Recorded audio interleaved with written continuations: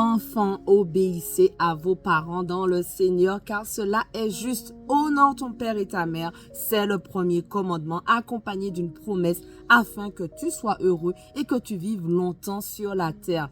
Quant à vous, pères, n'irritez pas vos enfants, mais élevez-les en leur donnant une éducation et des avertissements qui viennent du Seigneur. Esclaves, obéissez à vos maîtres terrestres avec crainte et profond respect, avec sincérité de cœur, comme à Christ. Ne le faites pas seulement sous leurs yeux, comme le feraient des êtres désireux de plaire aux hommes, mais obéissez comme des serviteurs de Christ qui font de tout leur cœur la volonté de Dieu. Servez-les avec bonne volonté, comme si vous serviez le Seigneur et non des hommes, sachant que chacun, esclave ou homme libre, recevra du Seigneur le bien qu'il aura lui-même fait. Quant à vous, maîtres, agissez de même envers eux et abstenez-vous de menaces, sachant que leur maître et le vôtre est dans le ciel et que devant lui, il n'y a pas de favoritisme.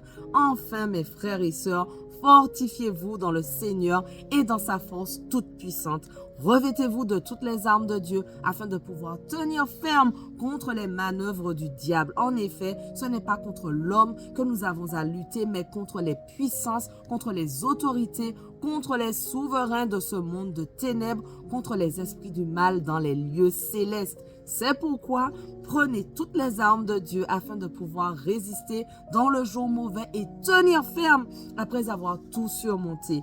Tenez donc ferme, ayez autour de votre taille la vérité en guise de ceinture.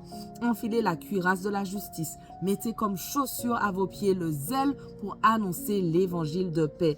Prenez en toutes circonstances le bouclier de la foi avec lequel vous pourrez éteindre toutes les flèches enflammées du mal. Faites aussi bon accueil du casque du salut et à l'épée de l'esprit, c'est-à-dire la parole de Dieu. Faites en tout temps par l'esprit toutes sortes de prières et de supplications.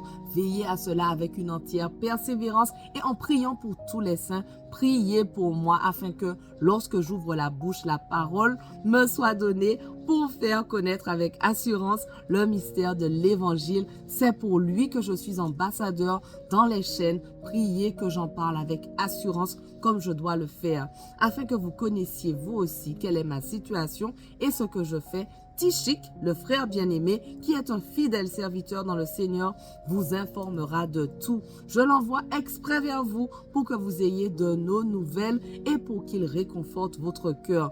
Que la paix et l'amour avec la foi soient donnés aux frères et sœurs de la part de Dieu le Père et du Seigneur Jésus-Christ. Que la grâce soit avec tous ceux qui aiment notre Seigneur Jésus-Christ d'un amour que rien ne peut corrompre. Amen. Merci Seigneur pour ton armure. Merci parce que nous revêtons cette armure et que nous ne l'enlèverons pas. Merci encore parce que avec toi, nous avons la victoire dans tous nos combats. Je prie pour tous ceux qui sont avec moi dans ce défi. Aide-nous à pouvoir mettre en pratique ce que nous lisons, ce que nous apprenons et pouvoir arriver ensemble sans faiblir jusqu'à Apocalypse au nom de Jésus.